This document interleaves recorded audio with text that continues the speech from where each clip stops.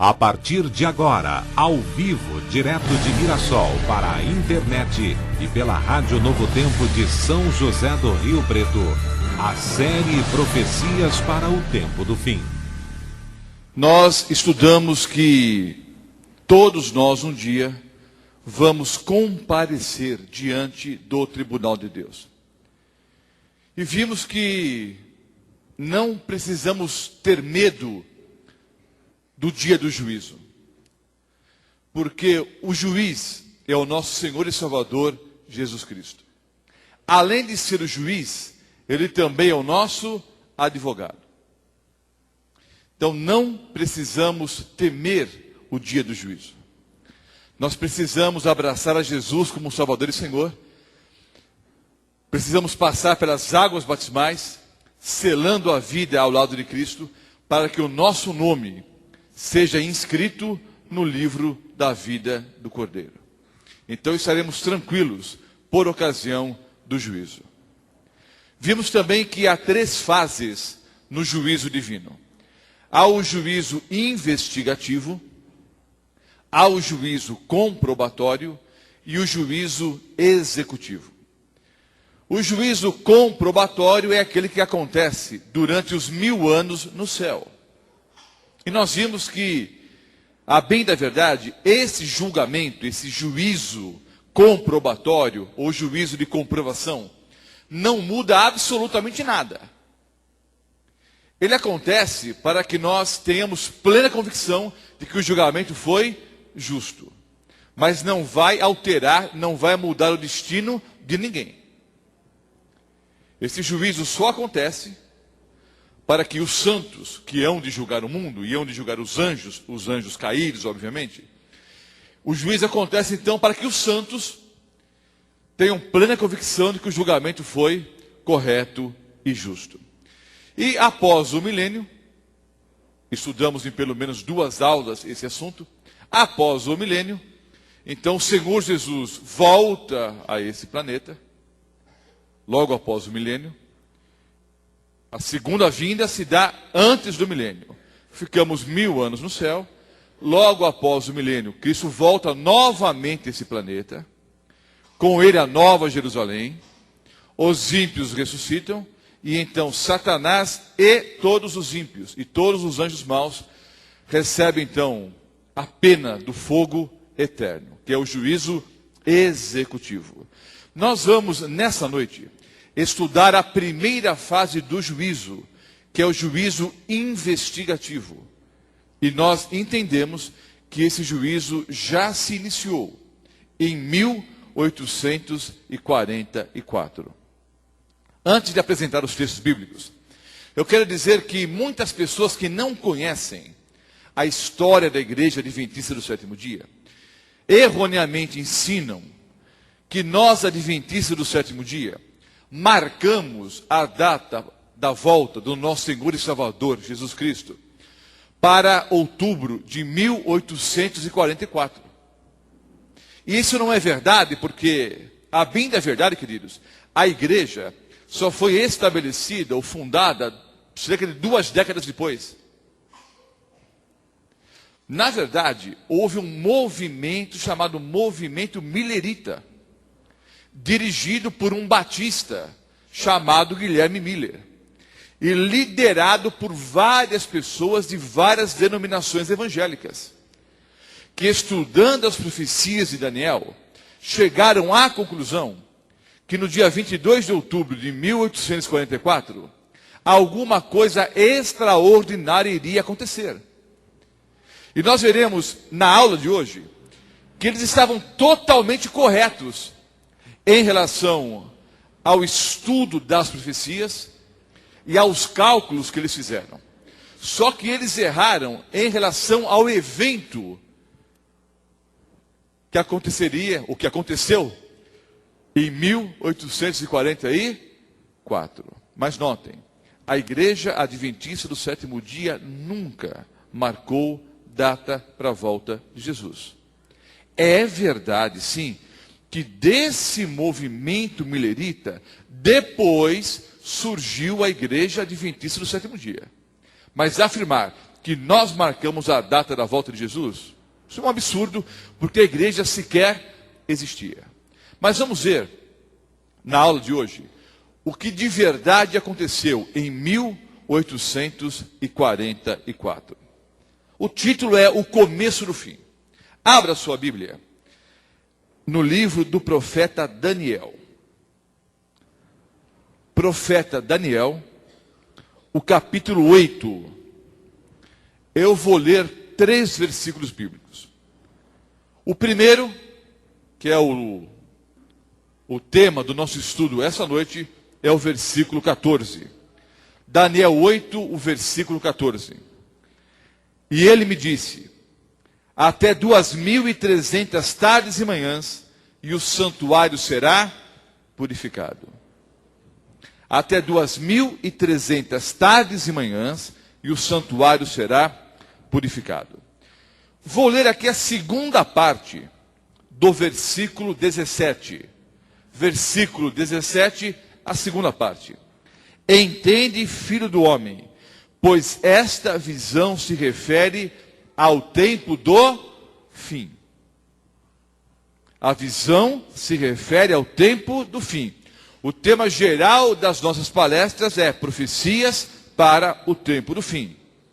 Algumas pessoas querem interpretar todas as profecias de Daniel como tendo seu cumprimento antes de Cristo, quando na verdade está muito claro na palavra de Deus que são profecias para o tempo do fim.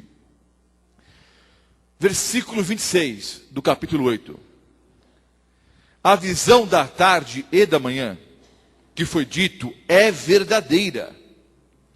Tu, porém, preserva a visão, porque se refere a dias ainda muito distantes. Então vejam, até 2.300 tardes e manhãs e o santuário será purificado.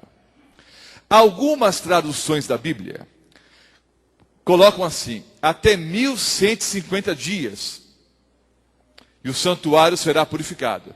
Porque pegam 2.300 tardes e manhãs e fazem aí uma conta e acham que dá 1.150 dias. E aplicam como sendo 1.150 dias literais.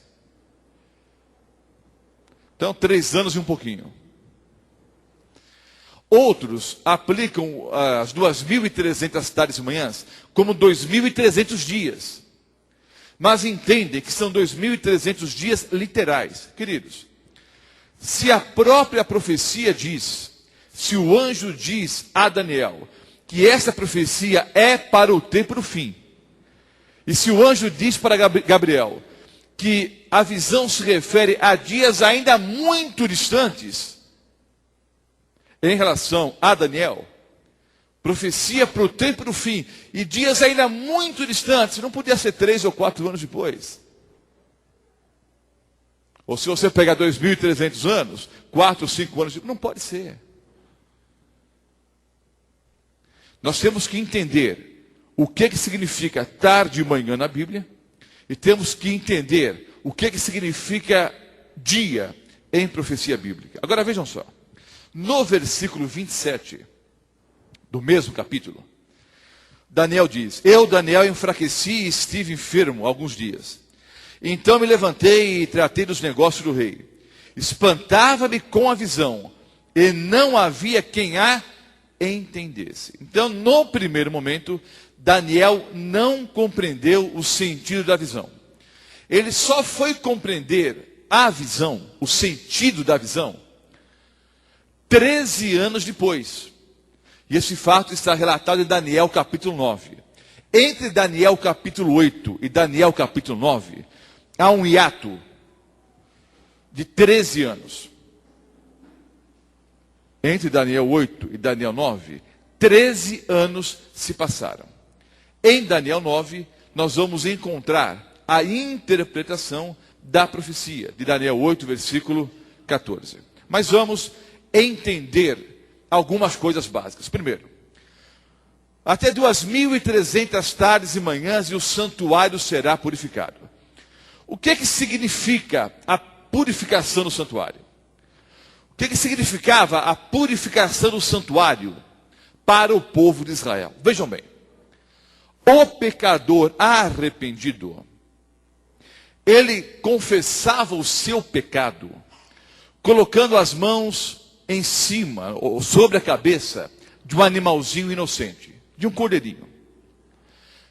Simbolicamente, os pecados desse transgressor eram transferidos para o cordeirinho. Depois o cordeiro era morto. E parte do sangue ali, não é, colocado nas pontas do altar e aspergido ali. Diariamente, na manhã e na tarde, havia 2 sacrifícios. O sacerdote oferecia o sacrifício pelos pecados de toda a congregação.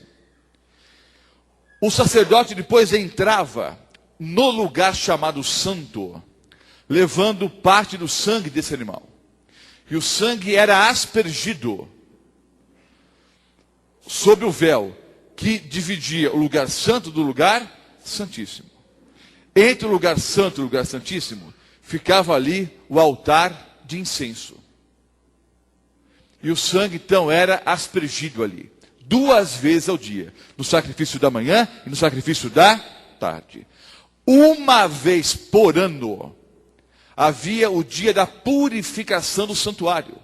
Era Yom Kippur, era o dia de juízo para Israel. Nesse dia, o sumo sacerdote entrava no santuário e fazia a purificação, passando do lugar santo para o santíssimo. Fazia a limpeza ali do santuário. Nesse dia, todos os pecados que já haviam sido perdoados eram agora o quê? Apagados. Notem, há 2 fases aqui em relação ao perdão e à salvação. Notem, num primeiro momento, os pecados eram transferidos simbolicamente para o cordeirinho. Esse cordeirinho era símbolo do Cordeiro de Deus que tira o pecado do mundo. Nosso Senhor e Salvador Jesus Cristo. Todo o ritual do santuário apontava para a vida do nosso Senhor e Salvador Jesus Cristo e o seu ministério. Tudo o que acontecia eram símbolos do ministério de Cristo Jesus. Depois o sangue do animal, como eu disse, era colocado ali na ponta, não é? Ou aspergido ali sobre o altar. 2 vezes por dia, de manhã e à tarde, o sacerdote fazia ali a oferta pelo pecado e levava o sangue para dentro do lugar santo. E esse sangue era ali aspergido. 1 vez por ano havia purificação do santuário.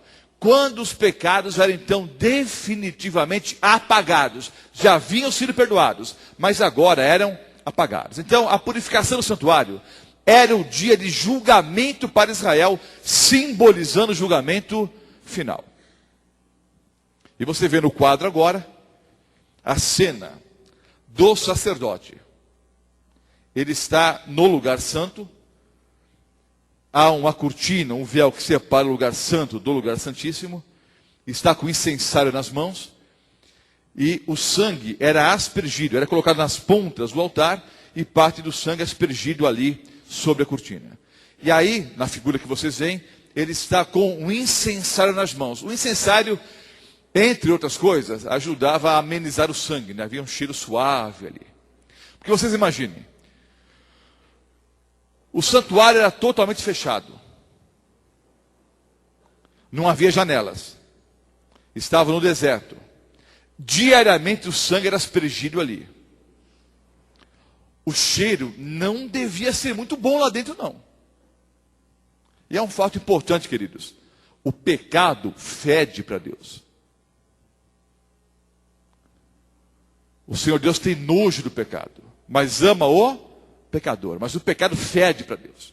Então, 1 vez por ano, havia a purificação do santuário, que era um símbolo do juízo final. Insisto, tudo o que acontecia, e eu não tenho tempo para entrar nos mínimos detalhes, explicar a mesa dos pães da proposição, o castiçal e os mínimos detalhes. Eu quero ir direto ao ponto para explicar a profecia de Daniel 8, versículo 14. Você tem que entender que a purificação no santuário acontecia uma vez por ano.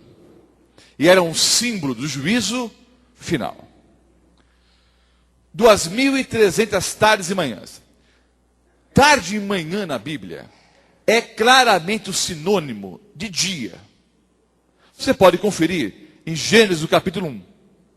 Gênesis 1, os versículos 5, 8, 13, 19, 23 e 31. Há a seguinte frase: houve tarde e manhã o primeiro dia. Houve tarde e manhã o segundo dia. Houve tarde e manhã o terceiro dia. Houve tarde e manhã o quarto dia. Em Gênesis, o capítulo 1, nós entendemos que tarde e manhã são sinônimos de um ciclo de 24 horas, ou seja, um dia literal. Porque a linguagem em Gênesis capítulo 1 não é uma linguagem profética, é uma linguagem literal. Não é uma linguagem simbólica, é uma linguagem literal.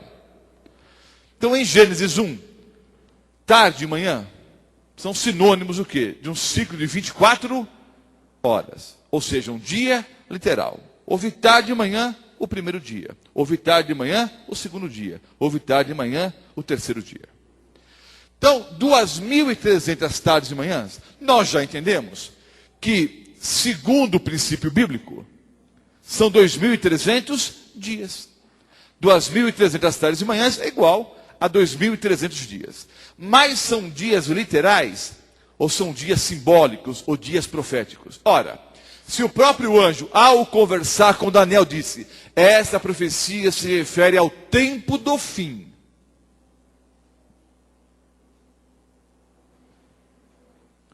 Sete anos ou 8 anos após a visão, era tempo do fim? Não. Daniel, essa visão se refere a dias ainda muito distantes. Então, é óbvio, queridos, que não podem ser 2.300 dias literais. São 2.300 dias proféticos. E, em profecia bíblica, quanto vale um dia? Já ensinei para vocês que o melhor intérprete da Bíblia é a própria Bíblia. Um dia em profecia bíblica é igual a um ano. E há 2 versículos que claramente provam isso. O melhor intérprete da Bíblia é a própria Bíblia. Números 14, 34 e Ezequiel 4, os versículos 6 e 7. Números 14, 34. Segundo o número dos dias em que espiastes a terra, 40 dias. Cada dia representando um ano. Ezequiel 4, os versículos 6 e 7. Levarás sobre ti a iniquidade da casa de Judá. 40 dias te dei, cada dia por um ano. Então, em linguagem profética, um dia vale um ano. Ora, já chegamos então à seguinte conclusão: que 2.300 tardes e manhãs são 2.300 dias. E dia em profecia vale um ano. Então, a ideia aqui é a seguinte: até 2.300 anos. E aí sim, nós chegamos no tempo do fim. Até 2.300 anos. E o santuário será purificado. Vejam. Como eu disse, Daniel, ele não me entendeu a visão. Sabia que era uma visão de tempo. Começou a estudar o livro do profeta Jeremias, mas não chegou a nenhuma conclusão. Então ele começou a orar a Deus. Ele ficou enfermo. Ele ficou doente porque não entendia o significado da visão. Orou a Deus. E Deus então mandou o anjo para que ele explicasse nos mínimos detalhes o significado da visão. 2.300 dias igual a 2.300 anos. Entende, filho do homem, pois essa visão se refere ao tempo do fim. Daniel 8, versículo 17. Daniel 12, versículo 4. Tu, porém, Daniel, encerra as palavras e sela o livro, até o tempo do fim. Muitos o esquadrinharão e o saber se multiplicará. Algumas traduções dizem, a ciência se multiplicará. É muito comum nós ouvirmos pessoas interpretando aqui Daniel 12, versículo 4, a seguinte frase: a ciência se multiplicará, ou o saber se multiplicará, falando sobre o avanço da ciência, dos computadores, da internet, do homem na lua, televisão, foguetes, armas militares, automóveis. Você pode até fazer essa aplicação, mas não é a aplicação básica do texto. Não é a aplicação primária. Vamos ler juntos a frase de novo. Daniel 12, versículo 4. Tu, porém, Daniel, encerra as palavras e sela o livro. Que livro, irmãos? O livro do profeta Daniel. Então, Daniel, encerra as palavras, sela o livro, até o tempo do fim, que é o tempo que nós vivemos hoje. Até o tempo do fim. Muitos o esquadrinharão. Esquadrinharão o quê? O livro do profeta Daniel. E o saber, a ciência se multiplicará. Que saber, que ciência? O saber, a ciência, o conhecimento a respeito das profecias de Daniel. Então vejo que coisa extraordinária, queridos. É algo maravilhoso. Você e eu, nessa noite, estamos fazendo parte do cumprimento da profecia. Porque a profecia diz que no tempo do fim, muitas pessoas estudariam o livro do profeta Daniel. E o conhecimento do livro do profeta Daniel se multiplicaria. Hoje, nós estamos fazendo história, queridos. Nós fazemos parte do cumprimento da profecia. Porque hoje, nós estamos desvendando os mistérios do livro de Daniel. Mateus 24, versículo 15. Quando, pois, virdes o abominável da desolação, de que falou o profeta Daniel no lugar santo, quem lê, entende. Então vejam, falando sobre a destruição de Jerusalém, que se deu no ano 70, e numa profecia mais ampla, falando sobre os sinais que antecederiam a sua volta a esse planeta, o Senhor Jesus faz uma referência ao livro do profeta Daniel. Ficou bem claro, queridos, que as profecias de Daniel são para o tempo do fim. Está claro isso na Bíblia para vocês? Está claro? Sim ou não? Está bem claro? Tudo bem. Vamos adiante. Daniel não entendeu a visão. 13 anos depois, ele, em oração, pede que Deus explique o significado da visão de Daniel, capítulo 8, versículo 14. E Deus envia um anjo, novamente, para explicar o sentido da visão. Vou ler agora, Daniel, capítulo 9. Depois leia na íntegra, na sua casa. Há uma oração maravilhosa feita por Daniel, no começo do capítulo. Aliás, a maior parte do capítulo é a oração de Daniel. E Deus, obviamente, atendeu essa oração.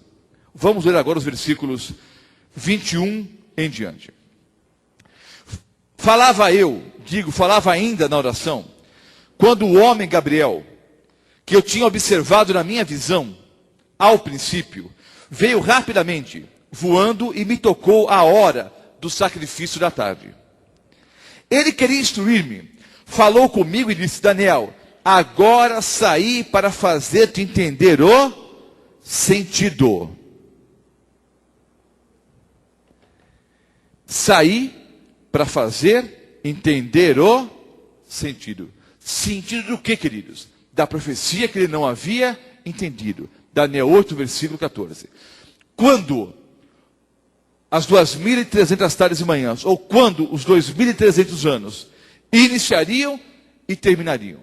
Ora, para eu saber quando termina um período, eu preciso descobrir quando ele começa. Se eu descobrir quando o período se inicia, eu obviamente saberei quando ele termina. Então se eu digo, olha, eu vou pregar 30 noites nessa igreja. É só você saber quando eu começo a pregar, e você vai saber quando eu vou terminar. Então, quando os 2.300 anos começariam e terminariam. Vamos ler aqui os versículos 24 em diante. Vou ler o 23 primeiro. Daniel 9, versículos 23 em diante. no princípio das tuas súplicas, saiu a ordem, e eu vim, para te declarar, porque és muito amado. Considera, pois, a coisa e entende a visão. Agora vem a explicação da visão. Preste bem atenção. 70 semanas estão determinadas sobre o teu povo e sobre a tua santa cidade, para fazer cessar a transgressão, para dar fim aos pecados, para expiar a iniquidade, para trazer a justiça eterna, para selar a visão e a profecia, e para ungir o santo dos santos. Sabe e entende. Aqui vem agora a dica do início da profecia. Sabe e entende. Desde a saída da ordem para restaurar e para edificar Jerusalém, até ungido ao príncipe, 7 semanas e 62 semanas. As praças e as circunvalações se reedificarão, mas em tempos angustiosos. Depois das 62 semanas, será morto o ungido, e já não estará. E o povo de um príncipe que há de vir, destruirá a cidade e o santuário, e o seu fim será num dilúvio. Até o fim haverá guerra, desolações são determinadas. Ele fará firme aliança com muitos por 1 semana. Na metade da semana, fará cessar o sacrifício e a oferta de manjares. Sobre a asa das abominações virá o assolador, até que a destruição que está determinada se derrame sobre ele. Então vejam, o anjo Gabriel explica para Daniel o sentido da visão. Diz, olha, 70 semanas estão determinadas sobre o teu povo. Daniel 9, versículo 14. A palavra traduzida como determinadas aqui é shatak, que pode ser traduzida como determinada, cortada, amputada, separada. Então vejam, 70 semanas estão determinadas sobre o teu povo. Vamos entender, ou vamos ver se entendemos o princípio, dia-ano. 70 semanas. Quantos dias tem uma semana? 7. 70 vezes 7, 490 dias. Dia em profecia vale o quê? Ano. Então o anjo disse, em outras palavras, 490 anos estão separados, cortados, determinados para o teu povo. Quem era o povo de Daniel? O povo de Israel. E sobre a cidade santa. Qual era a cidade santa? Jerusalém.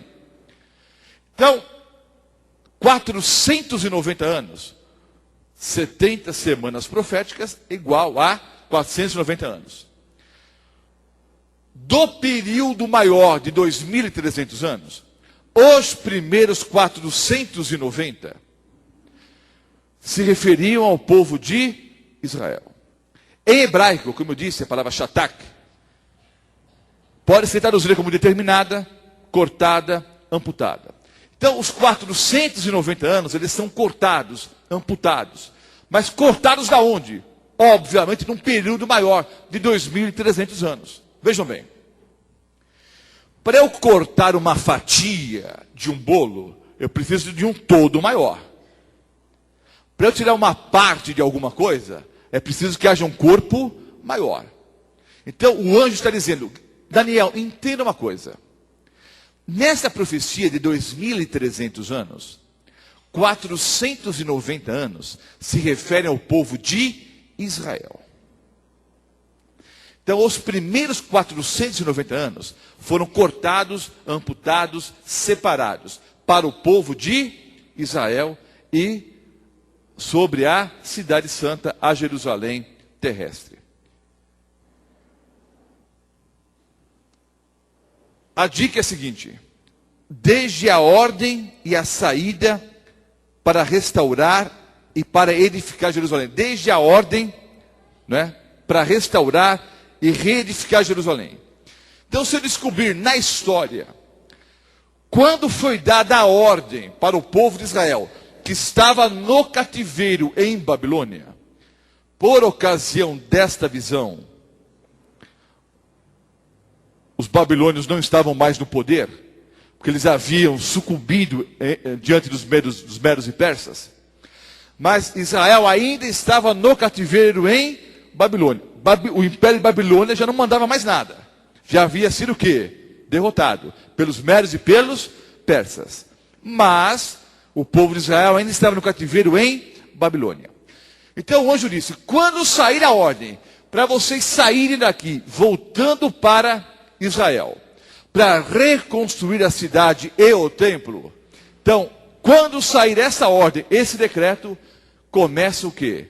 Os 2.300 anos. Porque os primeiros 490 se referem ao povo de Israel. Vejam bem, há 3 decretos na Bíblia, registrados na Bíblia.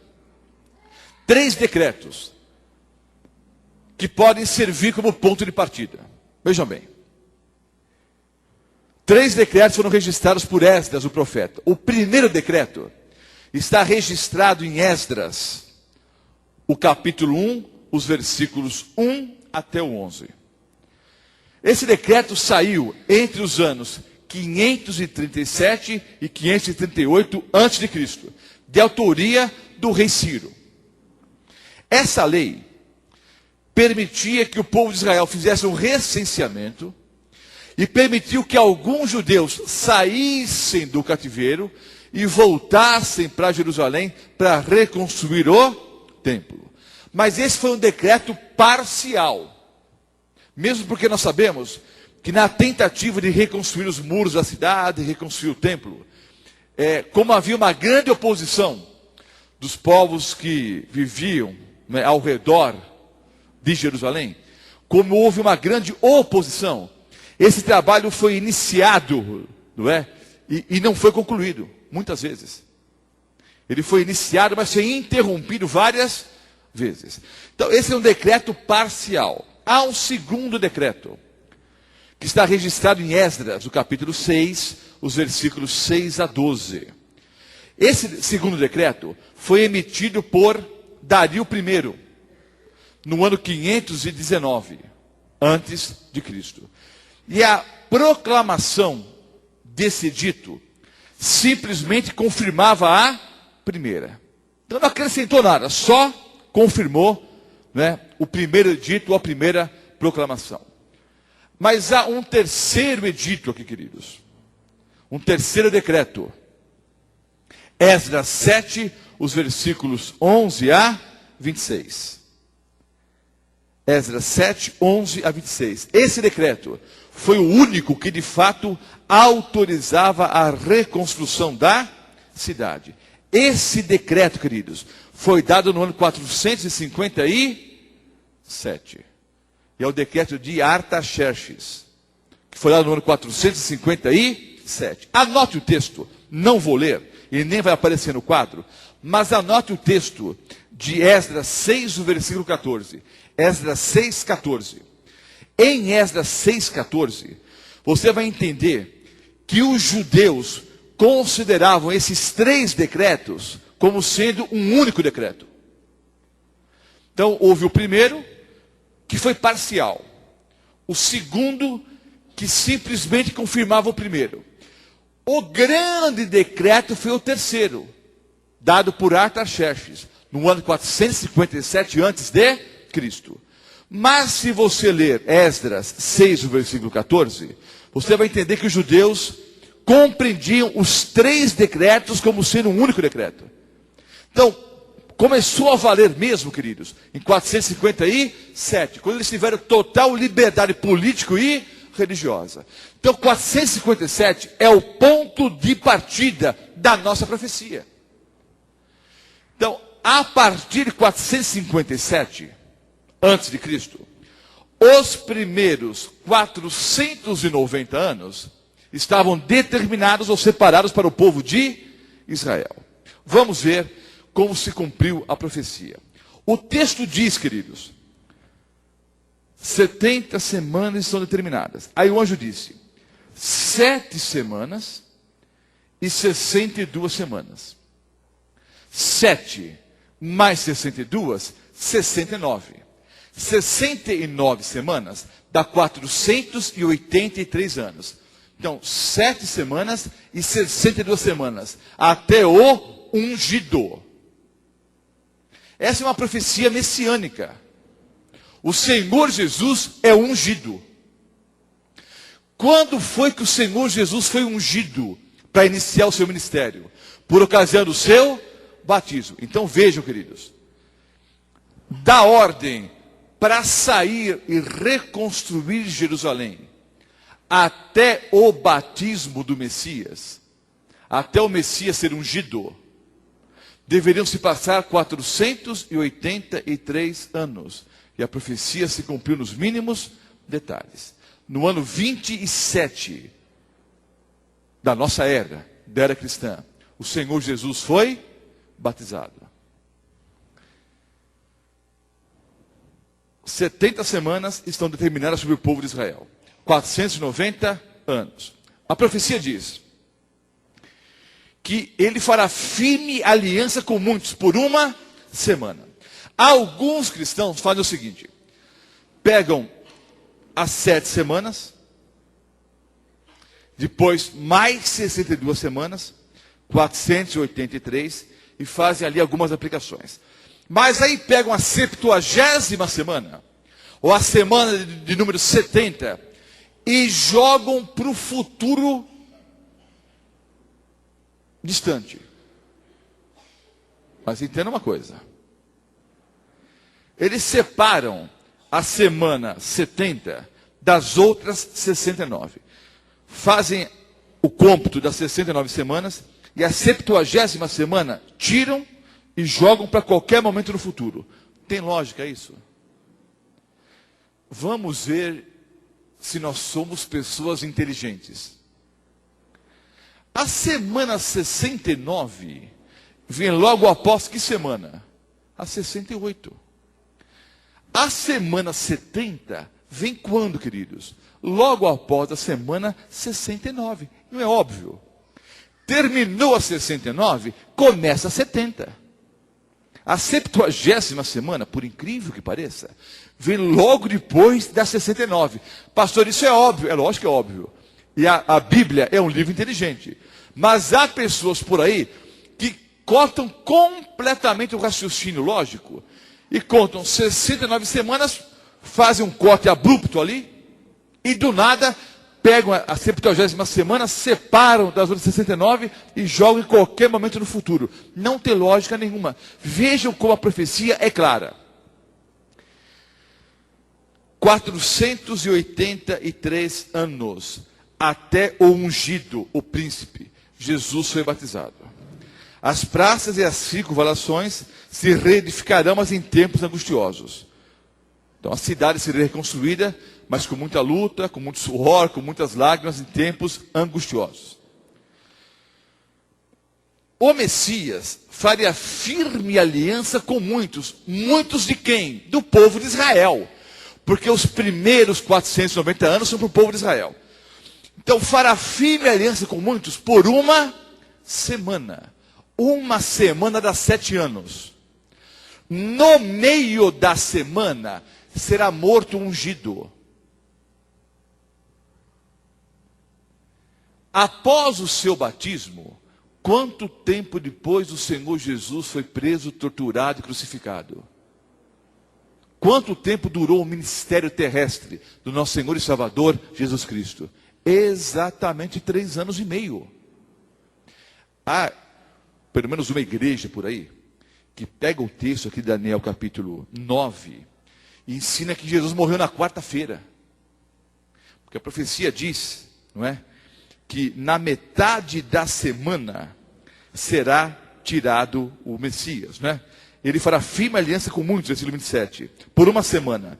Na metade da semana fará cessar o sacrifício e a oferta de manjares.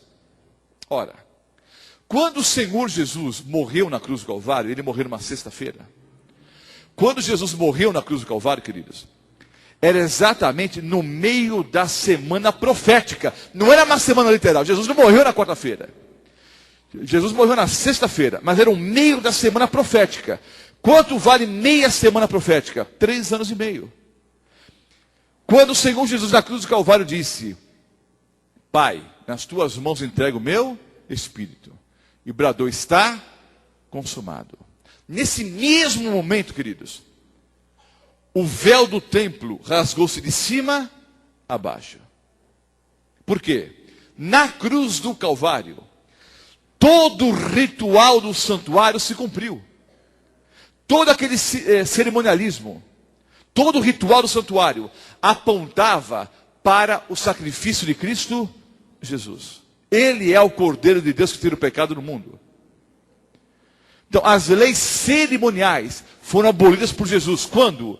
Exatamente no meio da semana profética. 3 anos e meio. Ele morre na cruz do Calvário.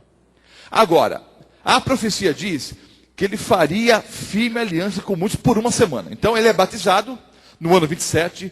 No ano 31, na primavera do ano 31, ele morre na cruz do Calvário. Mas ainda faria firme aliança com muitos por 1 semana. Ele ao terceiro dia ressuscitou, mas por 3 anos e meio ainda fez firme aliança com o povo de Israel. Quando é que termina a semana, queridos? Termina no ano 34. Nós usamos como fato histórico o apedrejamento de Estevão. No ano 34, Estevão foi apedrejado. Então usamos o ano 34 como um fato histórico. Não é? O apedrejamento de Estevão como um fato histórico. E usamos isso como argumento para o final das 70 semanas e da última semana que o Senhor Jesus fez um pacto com muitos. Mas vejam, na verdade, o que marca o final das 70 semanas não é o apedrejamento de Estevão. Estevão tivesse sido apedrejado ou não, a profecia se cumpria naquele dia. Por quê? O que marca, queridos, o fim da profecia é a visão que Estevão teve. Estevão fez um sermão para os judeus, um sermão de reprovação, de condenação, de juízo.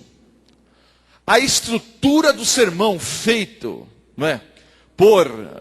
por Estevão era a mesma estrutura dos sermões feitos no Antigo Testamento pelos profetas, quando esses tinham uma mensagem de juízo e reprovação.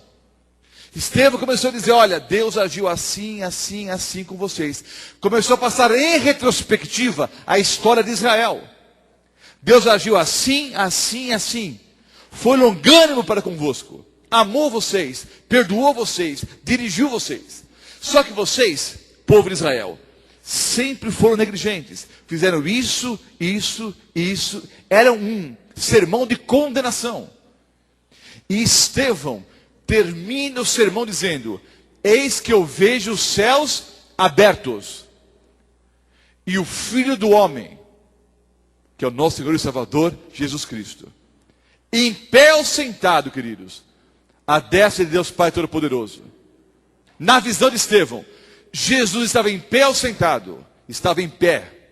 Vocês se lembram que em aulas anteriores eu ensinei que quando o juiz se levanta, é o que? Final de julgamento.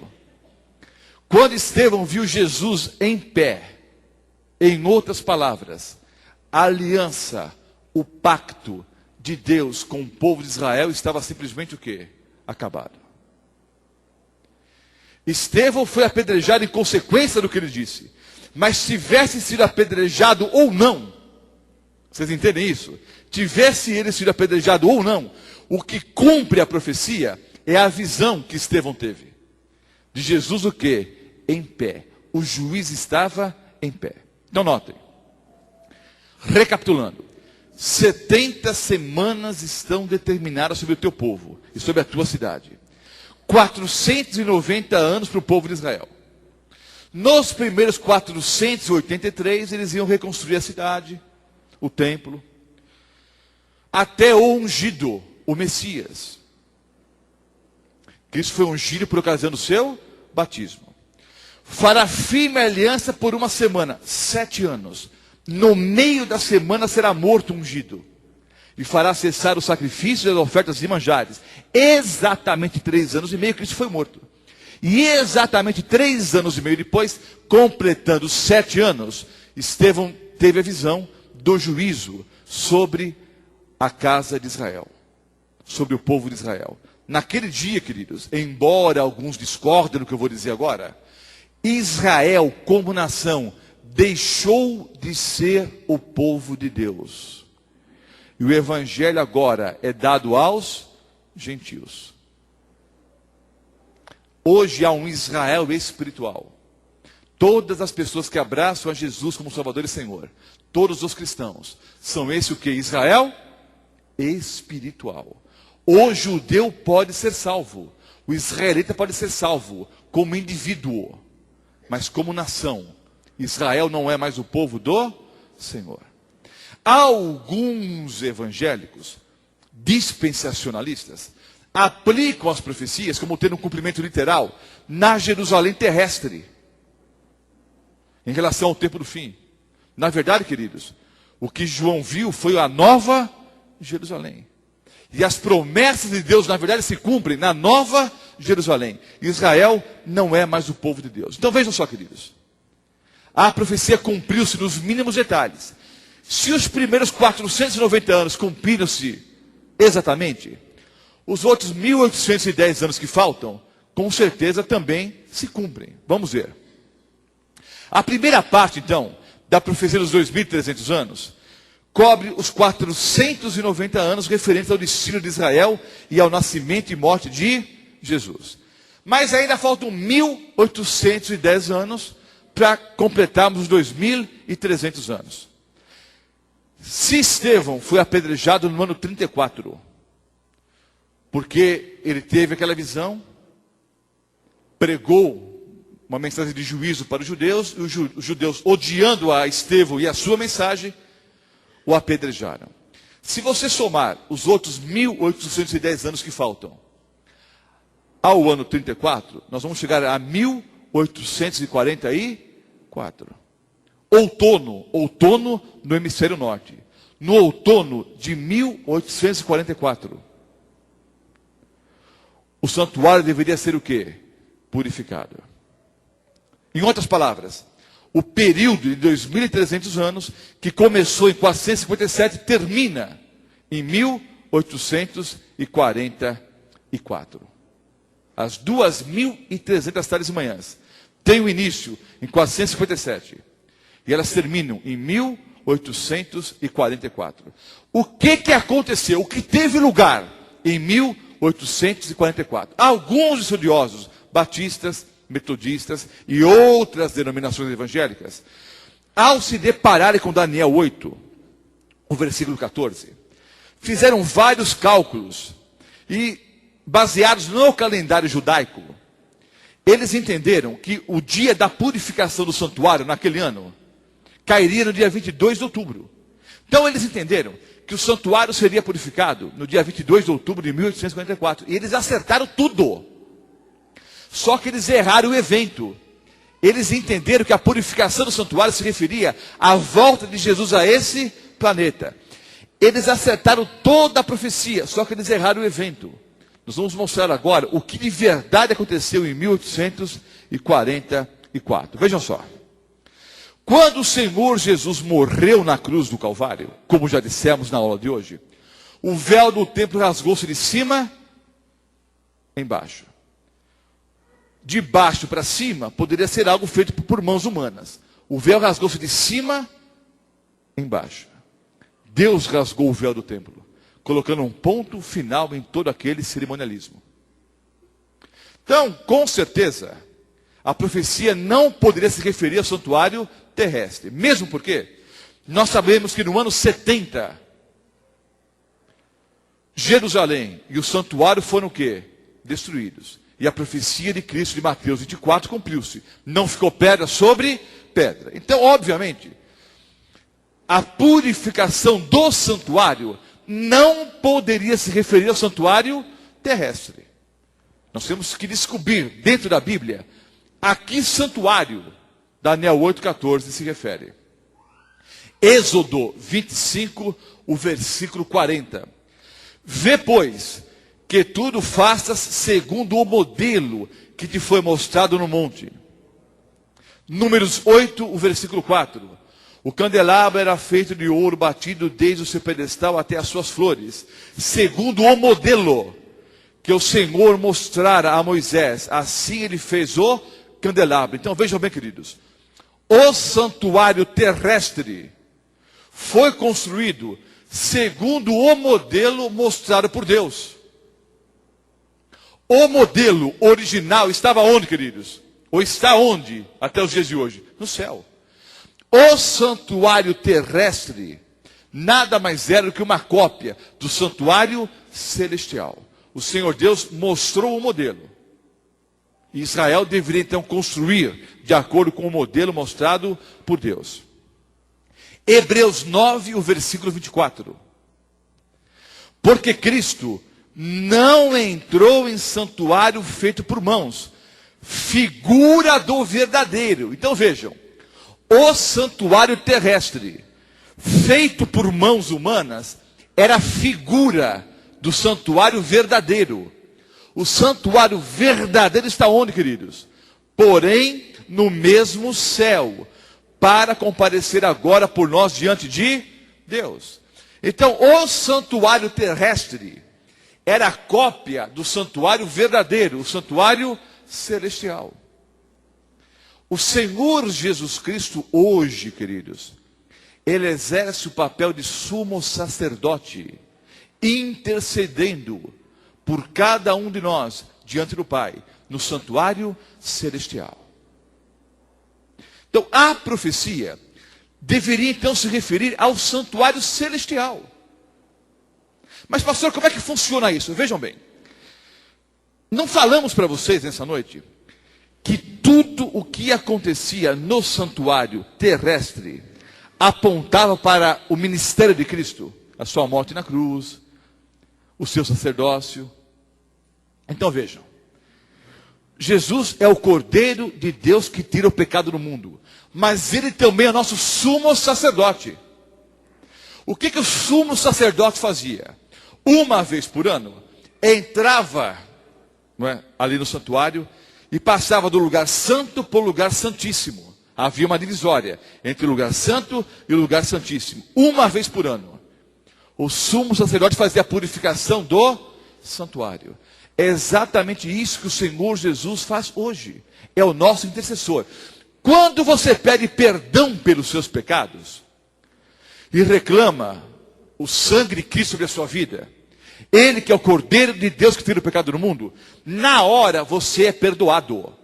Quando o judeu no Antigo Testamento pedia perdão, na hora ele era perdoado.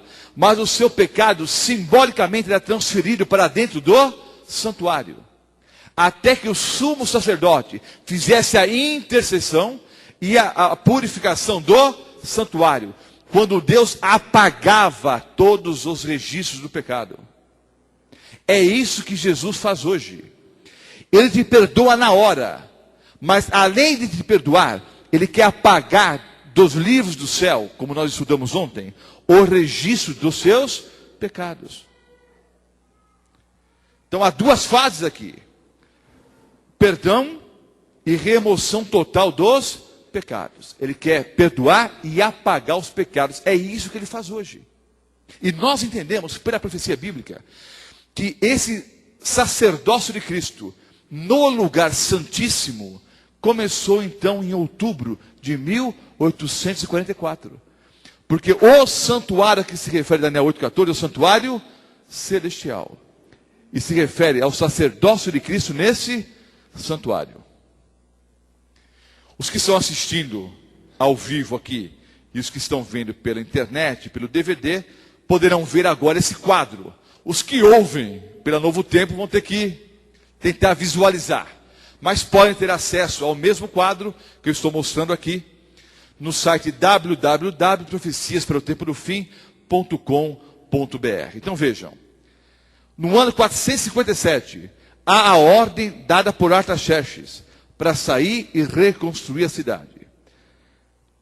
7 semanas, mais 62 semanas. 483 anos, até o batismo de Jesus. fará firme aliança com muitos por uma semana. No meio da semana, ele é morto. 3 anos e meio após o batismo, ele é morto. 3 anos e meio depois, ao apedrejamento de Estevão. E agora o evangelho é dado a todo o mundo. A profecia ainda tinha mais 1810 anos para se cumprir. Exatamente 1810 anos após o apedrejamento de Estevão, o Senhor Jesus passou do lugar santo, no santuário celestial, e entrou no lugar santíssimo, exercendo hoje o papel de sumo sacerdote, intercedendo por você e por mim. Em 1844, começou o juízo investigativo, e começou o tempo do fim. Quando terminar o juízo investigativo, que começou em 1844 e continua até os dias de hoje, quando Jesus está averiguando a sua e a minha vida. Quando terminar o juízo investigativo, o Senhor Jesus volta a esse planeta. Atos 3:19. Arrependei-vos e convertei-vos, para que sejam apagados os vossos pecados. Jesus quer perdoar, mas também quer o quê? Apagar os pecados. De sorte que venham os tempos de refrigério da presença do Senhor. Salmo 103, versículo 12. Assim como o Oriente está longe do Ocidente, assim Deus também quer banir o que? Os nossos pecados. Ezequiel 36, os versículos 26 e 27. Também vos darei um coração novo, e porei dentro de vós um espírito novo, e tirarei da vossa carne o coração de pedra, e vos darei um coração de carne. Ainda porei dentro de vós o meu espírito, e fareis que andeis nos meus estatutos, e guardeis as minhas ordenanças e as observeis. Pastor, é muita data, é meio confuso. Não é não. É só você entender. 2.300 tardes e manhãs se referem a 2.300 dias. Dia vale 1 ano. São 2.300 anos. O anjo disse, profecia para o tempo do fim. Dias ainda muito distantes. Os primeiros 490 anos para o povo de Israel. No ano 457, veio a ordem para sair e reconstruir Jerusalém. Esse é o ponto de partida da profecia. 490 anos para o povo de Israel. A 70ª semana, a semana 70, não está no futuro, já está no passado. Ela se cumpriu no ministério do nosso Senhor e Salvador Jesus Cristo. A 70ª semana foi a última semana dada para o povo de Israel como nação. Estevão é apedrejado por causa da visão que ele teve. 1810 anos depois, a profecia cumpre-se literalmente. Até 2.300 tardes e manhãs, e o santuário será purificado. Jesus entrou no santuário celestial, não feito por mãos humanas. O santuário terrestre era símbolo do que o Senhor Jesus realizaria no santuário celestial. O sacerdote terrestre era um símbolo do sacerdócio de Cristo, que é o nosso verdadeiro sacerdote, nosso verdadeiro sumo sacerdote. Jesus então iniciou a purificação do santuário, apagando os seus pecados e os meus pecados. Do dia 22 de outubro de 1844 para cá, começou o tempo do fim. Jesus poderia e pode voltar a qualquer momento. Mas eu não preciso temer. O Senhor Jesus está ao meu lado. Pastor, mas esse negócio de juízo, de volta de Jesus, eu estou morrendo de medo. Se você tiver medo do juízo e da volta de Cristo, você vai pedir que os montes caiam sobre você. Você não pode ter medo.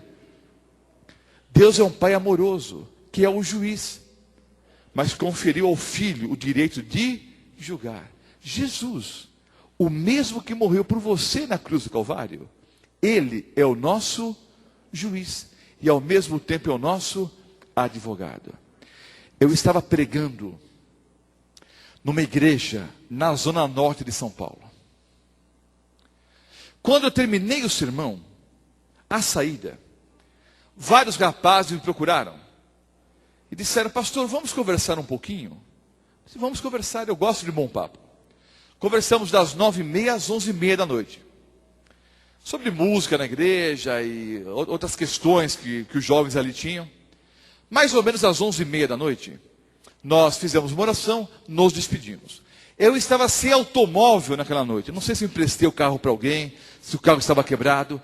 Mas eu me lembro que, saindo da igreja, na igreja do Tucuruvi, na zona norte de São Paulo, a igreja fica na rua Cruz de Malta. Eu iria descer a rua Cruz de Malta até uma avenida chamada Guapira, porque eu ia tomar um ônibus em direção ao bairro de Ipiranga, onde eu morava. Então passava ali um ônibus chamado Museu de Ipiranga. Ele fazia o ponto final no Museu de Ipiranga. Então eu ia tomar um ônibus para ir então de volta para casa. Os rapazes me disseram: pastor, aqui é uma região um pouco perigosa, tem ocorrido alguns assaltos, alguns crimes, nós vamos com o senhor até o ponto de ônibus. Eu disse: amados irmãos em Cristo, quando eu estava fora da igreja, quando eu não estava seguindo os caminhos de Cristo, eu saía de casa às 11h30 para voltar às 6 da manhã ou 7 da manhã, quando eu voltava. Às vezes ficava 2, 3, 4 dias fora de casa. Com Jesus no coração, eu vou ter medo de ir até o ponto de ônibus? Vocês podem ficar tranquilos. Então aqueles rapazes subiram a rua Cruz de Malta, a diaconisa-chefe, mãe de um daqueles meninos, bondosamente ficou ali para fechar a igreja, subiram a rua, eu desci. Era mês de julho, era o mês da semana de oração dos jovens.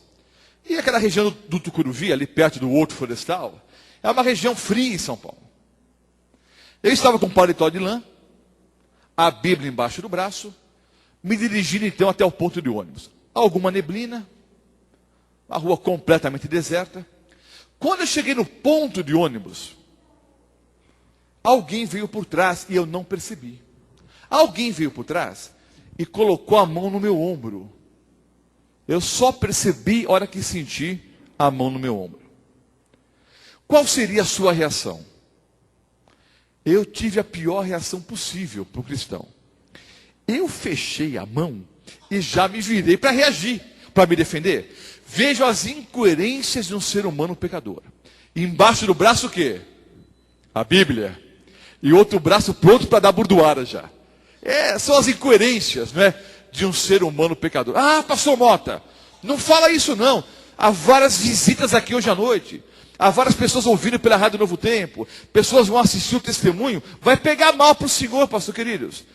Eu sou tão ou mais pecador do que todos vocês que me ouvem. Eu sou o maior dos pecadores. Então eu me virei para reagir. Por sorte, era um rapaz mais ágil do que eu. O velho homem ressurgiu, eu me virei para reagir. Por sorte, o rapaz era mais ágil. Ele deu um salto para trás. Disse: calma aí, meu irmão. Eu falei: calma aí você. O que você quer? Aí ele olhou para mim com medo, e eu também com medo. Olhou para mim e disse: você é daquela igreja ali? Eu pensei: e agora? Se eu disser que sou da igreja, ele vai saber que eu sou cristão. Cristão não anda armado, não briga, é paz, Jesus, amor, salvação. Ele vai me assaltar. Mas eu não ia pecar mentindo. Eu já havia pecado tentando agredir o rapaz, porque o velho homem ressurgiu. Foi um pecado involuntário. Mas eu não ia pecar conscientemente, não é, mentindo. Eu disse: eu sou da igreja sim. Inclusive, eu sou pastor. Aí o rapaz disse: ah, você que estava pregando? Eu disse: sim. Ouvi tudo que você falou. E é tudo papo furado de crente louco. Como a igreja estava super lotada, numa semana de oração especial, é possível que ele estivesse na igreja e eu não tivesse percebido, mas normalmente quando você prega, você olha para o rosto das pessoas. E eu entendi que ele não estava na igreja. Fui ficando mais calmo, vi que não era assalto. Disse: olha, como é que você me diz que ouviu o sermão se você não estava na igreja? Então ele explicou, me disse: pastor, eu passei em frente à igreja e havia um irmão ali à porta, um senhor ali à porta, que falava um pouco esquisito. Esse irmão, que segundo o rapaz falava um pouco esquisito, é o nosso irmão Oscar, ou Oscar, que é um chileno. E esse irmão Oscar, ele falava um portunhol na época, uma mistura de português com espanhol. Hoje está com português melhor, mas tinha um pouco de sotaque, não é? E como o rapaz só falava em gírias, então alguns ruídos, né, interferiram ali a comunicação dos dois. O rapaz só falava em gírias, o nosso irmão só falava um portunhol. Mas esse irmão tinha um costume interessante, um bom costume. Ele ficava à porta da igreja. E todo mundo que passava pela porta, pelas ruas ali, ou pela rua, ele convidava para entrar. É um bom trabalho missionário. Ô, meu irmão, vem aqui. E convidava para entrar. A maioria dizia não, mas de vez em quando alguém entrava. Então, o nosso irmão Oscar fez isso. Abordou o rapaz e pediu que ele entrasse. Aí o rapaz me disse, olha, eu fiquei na dúvida, entro, não entro. Acabei não entrando. Mas eu ouvi tudo que o senhor disse. Por que ele ouviu? Porque no hall tinha um alto-falante, uma caixa de som. Para que os diáconos pudessem ouvir o quê? O discurso. Pudessem ouvir o sermão. Então, na verdade, ele não entrou na igreja. Ele ficou no hall. Mas ouviu todo o sermão. E disse, eu insisto, ouvi tudo que o senhor disse. E é tudo papo furado de crente louco. Mas por que você não acreditou no que eu falei? Olha, Jesus te ama. Ele quer te perdoar, quer te salvar.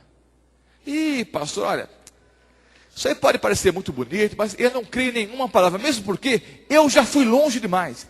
Já fiz tanta coisa errada, pastor. E da onde eu estou, não tem mais retorno.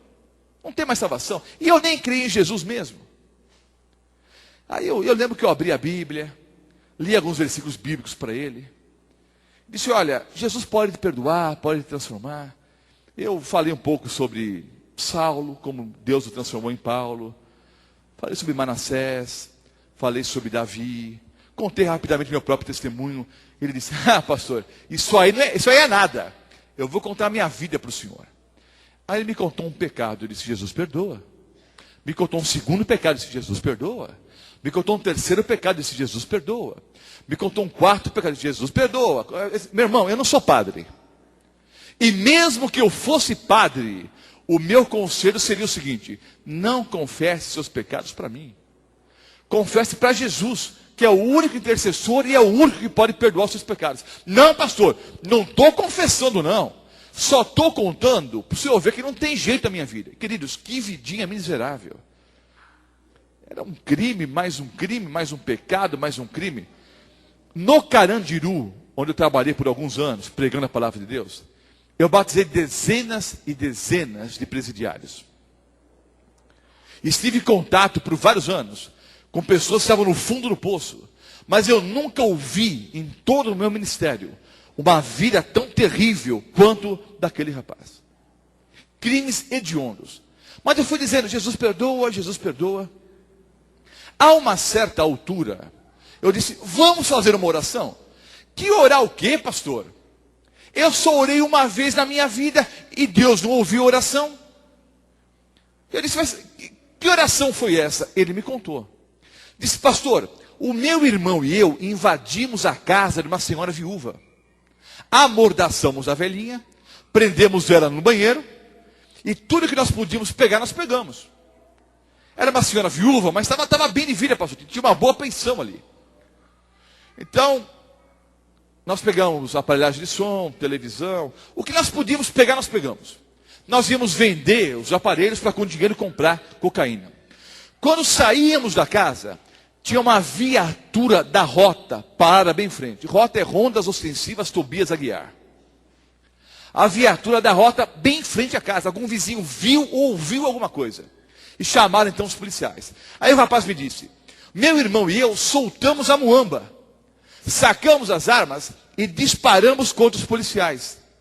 E dentro da viatura, um policial armado com uma metralhadora disparou uma rajada. E as balas atingiram a mim e a meu irmão. A essa altura, o rapaz virou as costas, levantou a camisa e mostrou as cicatrizes de ferimento à bala. Me disse, pastor, eu caí muito mal.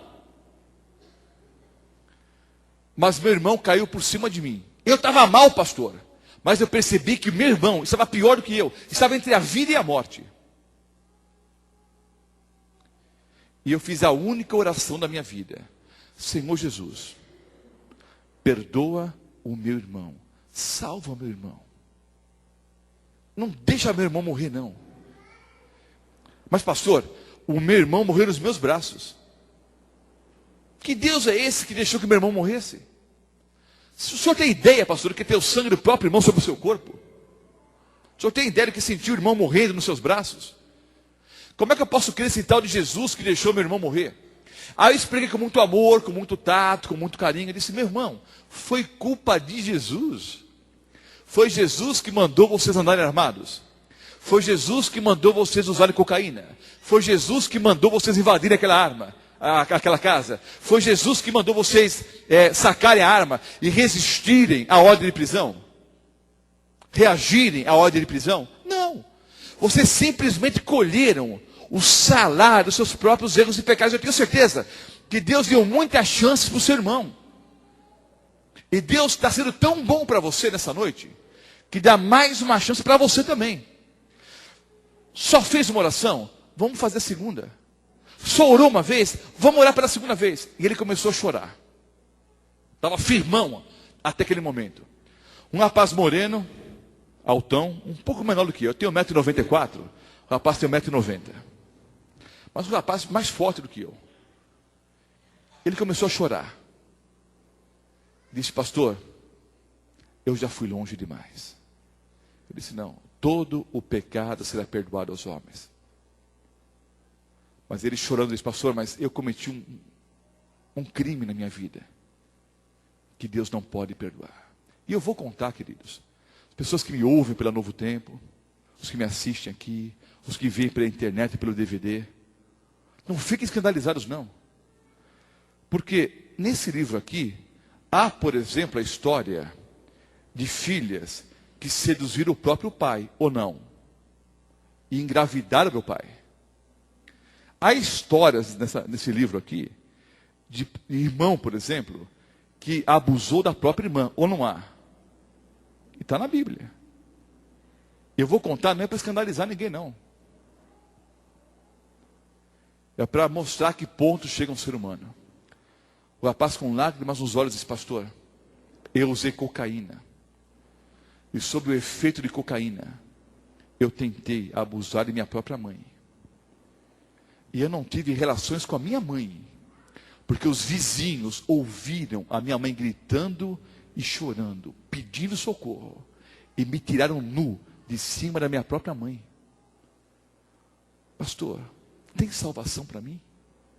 Sabe, queridos, me deu um nó no estômago, um nó na garganta, assim, eu fiquei tão enojado, eu quase vomitei. E eu pensei assim, está perdido, já foi longe demais. Mas se Deus me usou alguma vez em meu ministério, foi aquela noite. A essa altura, madrugada já. Porque eu pensei uma coisa e falei outra. Eu tenho certeza que Deus me usou como instrumento. Hoje eu entendo melhor o amor de Deus. Isso ocorreu há mais de 2 décadas atrás. Eu era recém-formado em teologia. Não tinha a experiência que eu tenho hoje. Hoje eu entendo melhor o plano de Deus e o amor de Deus. Eu olhei para ele e disse, meu irmão, Deus pode perdoar esse pecado também. Só fez uma oração, vamos fazer a segunda. Racionalmente eu não faria isso. Eu não sou uma pessoa muito inteligente não, mas eu tento ser racional. Eu abracei o rapaz, podia ter orado sem abraçar. Eu abracei o rapaz e me ajoelhei com ele, na Guapira. A Avenida Guapira, Zona Norte de São Paulo. Podia ter orado em pé mesmo, mas me ajoelhei. Nós dois ajoelhados, abraçados, ele chorava e eu também. As pessoas passavam e gritavam, ô crente louco! E os dois abraçados, chorando ali. Eu fiz uma oração simples. Meu pai querido, perdoa esse teu filho. Que ele entenda o plano da salvação, o plano da redenção. Arranca o pecado do coração desse rapaz. Que ele abraça Jesus como Salvador e Senhor. Que ele tenha uma vida melhor hoje. Que tenha certeza que vai receber das suas mãos a coroa da vida eterna. Que ele entenda que não foi longe demais. Uma oração simples. Qualquer cristão faria. Terminei a oração ali, emocionado eu estava, mas o rapaz chorava muito. Nos levantamos. Eu era mais magro na época, é verdade. E o rapaz muito mais forte do que eu. Ele me pegou assim e me levantou. Um abraço bem apertado. E ele falou literalmente o seguinte: pastorzão, meu irmão, cara, Jesus me perdoou, mano. Eu estou sentindo meu coração queimando. Eu estou sentindo como se houvesse uma mão poderosa arrancando o pecado aqui do meu coração. Eu estou sentindo que o Senhor Jesus me perdoou agora. Nos abraçamos. Na noite seguinte ele foi à igreja. Assistiu o sermão. Na manhã seguinte, foi uma quinta-feira, na sexta noite ele foi à igreja. No sábado, ele estava na igreja, participou da Santa Ceia. Participou, pastor? Participou. É uma cerimônia aberta a quem quiser participar. A única proibição que há na Santa Ceia é você não pode proibir. A proibição é a seguinte: ninguém tem o direito de proibir. Cada um toma de acordo com a sua consciência. Mas é uma cerimônia aberta a quem quiser participar. O rapaz participou da Santa Ceia. Um amigo meu, por nome Samuel, começou a ministrar estudos bíblicos para esse rapaz. Nós conseguimos uma clínica de desintoxicação para o rapaz se livrar da cocaína. Os meses se passaram. Eu o batizei. Depois eu batizei a sua noiva. Depois eu fiz o casamento dos dois. Os filhos nasceram. Eu dediquei as crianças a Deus. As crianças cresceram. E eu batizei os filhos desse rapaz. É meu amigo. Frequenta a minha casa. Somos irmãos em Cristo Jesus. Alguém completamente transformado. Porque abraçou a Jesus como Salvador e Senhor. Estava no fundo do poço do pecado. Mas o Senhor Jesus foi lá no fundo do poço onde ele estava. E o resgatou para a vida eterna.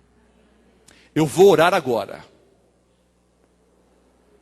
Vou orar por você que me ouve pela Rádio Novo Tempo. Vou orar por você que assiste via internet ou via DVD. E vou orar por todos que estão aqui nessa noite. Vou orar por todos os que querem receber o perdão do nosso Senhor e Salvador Jesus Cristo. E todos os que querem ter a certeza absoluta que Jesus hoje é o nosso sumo sacerdote, apagando os nossos pecados dos registros do céu, intercedendo por cada um de nós diante do Pai. Vou orar por todos os que me ouvem. Mas para os que estão aqui nesse momento, eu quero fazer um apelo especial. Para você que me ouve também. Mas notem, eu quero orar por você que tem algum pecado acariciado. Eu não sei o que é e não me interessa entre você e Deus. Há alguma coisa que está atrapalhando o teu relacionamento com Jesus e você quer pedir perdão agora para Deus? Entre você e Deus, eu não quero saber qual é o pecado. Há alguma coisa que incomoda o teu coração? Alguma coisa que faz você perder o sono? Alguma coisa do passado que está te amarrando esse mundo ainda? Você quer sair daqui em paz, tranquilo, na certeza que foi perdoado? Eu vou fazer uma oração especial para você. Agora entenda uma coisa. Não vamos ter nenhuma mensagem musical. É um apelo direto ao seu coração. Há alguém aqui que quer uma oração especial nesse momento, pedindo que Deus perdoe os seus pecados? Você quer sair daqui livre e perdoado? Você se levanta e vem aqui à frente agora. E eu vou orar por você. Você que tem alguma coisa no teu coração que está atrapalhando o seu relacionamento com Jesus. Não importa qual seja o pecado. Você quer dizer: Senhor Jesus, eu quero receber o perdão agora. Quero sair daqui em paz, para deitar e logo pegar no sono. Você quer vir aqui à frente? Você se levante e venha. E eu vou fazer uma oração especial por você. Eu já estou aqui para pedir perdão pelos meus pecados. Pode vir, meu querido. Todos vocês que têm algum pecado acariciado e querem pedir perdão a Deus agora, podem vir aqui à frente. E eu vou orar por vocês. Para que saiamos daqui livres, iniciando uma nova vida ao lado de Cristo Jesus. E vocês que não são batizados ainda, eu oro também para que no futuro muito próximo, vocês tomem essa decisão, de selar a vida ao lado de Cristo Jesus. Pode vir mais à frente aqui, não tem problema nenhum. Não tenha medo de passar diante da câmera, não. Pode vir aqui, todos os que querem essa oração especial. Pode vir aqui, chega mais perto do altar aqui. Pode vir, querida, pode vir aqui. Podem vir. Você que me ouve pela internet agora, me assiste pela internet, os que ouvem pelo Novo Tempo. Se você quer participar dessa oração, feche também os seus olhos, coloque sua mão sobre o seu coração. E nós vamos orar nesse momento, pedindo que Deus perdoe os nossos pecados e transforme a nossa vida. Amado Pai Celestial, viemos aqui essa noite, Senhor, para estudarmos a Tua Palavra. Entendemos que o juízo já se iniciou em outubro de 1844. O chamado juízo investigativo. Estamos tranquilos, Senhor. Estamos em paz. Porque o nosso Senhor e Salvador Jesus Cristo é o nosso intercessor. É o nosso sumo sacerdote. E nós abraçamos a Jesus como Salvador e Senhor. Estamos tranquilos, na certeza absoluta de que brevemente estaremos unidos com o Senhor nas mansões celestiais. Mas Tu sabes, Senhor, que nós somos fraquinhos, nós somos pecadores, nós somos miseráveis, nós somos pó. Por isso, nesse momento solene e sagrado, nós humildemente suplicamos o perdão pelos nossos pecados e faltas. Não pelos nossos méritos, Senhor. Não olhes para nós nesse momento. Olhes para o Teu único Filho, que morreu em nosso lugar na cruz do Calvário. Não olhes para os nossos pecados, Senhor. Olhes para o sangue de Cristo, que está nos purificando nesse momento, transformando a nossa vida e nos dando a certeza absoluta da salvação que há na pessoa de Jesus Cristo. Obrigado, Senhor, porque sabemos que os nossos pecados estão sendo perdoados agora. E que o nosso intercessor, o nosso sumo sacerdote, vai apagar dos registros celestiais os nossos pecados. Vai colocar ao lado de cada pecado a frase, perdoado e salvo pelo meu sangue. Obrigado, Senhor, por essa certeza. Nós queremos sair daqui em paz. Nós queremos afirmar que para nós o viver é Cristo. Se a morte chegar, a morte para nós é lucro, porque nós temos certeza absoluta que receberemos das mãos de Jesus a coroa da vida eterna. Senhor, Tu sabes o que vai em nossa mente e nosso coração. Tu sabes quais são os nossos medos, nossas frustrações, nossos pecados, angústias, fraquezas. Nós queremos colocar tudo nos Seus braços de amor. Nós somos fraquinhos, nós somos aleijados. Nós não podemos andar sem o Teu poder. Toma-nos, Senhor, em Teus braços de amor. Nos abrace com muita força agora. Queremos sentir o Teu calor, o Teu abraço, o Teu poder. Queremos sentir que o Senhor nos toma nos Seus braços de amor nesse momento. Está nos conduzindo em direção à vida eterna. Obrigado, Senhor, por essa certeza. Unjas com Teu poder a cada um de nós que estamos aqui nesse momento. E a cada pessoa que assiste à programação. E a cada pessoa que ouve pela Rádio Novo Tempo. Que o Teu Santo Espírito atinja cada pessoa sincera nesse momento. Que sintam o Teu amor e o Teu perdão também, onde quer que estejam. Porque nós oramos em nome do Senhor Jesus. Amém, Senhor Deus. Amém. Deus abençoe a todos e até a aula de amanhã, onde vamos estudar sobre o dom de línguas. Há um verdadeiro dom de línguas na Bíblia, mas há uma contrafação no mundo religioso. Vamos ver o que é o verdadeiro dom de línguas e qual é o falso dom de línguas. É um tema que você não pode perder na próxima aula. Deus abençoe a todos e até a aula de amanhã.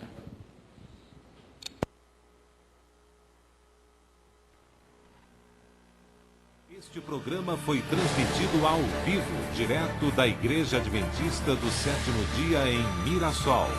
Voltamos agora com a nossa programação normal.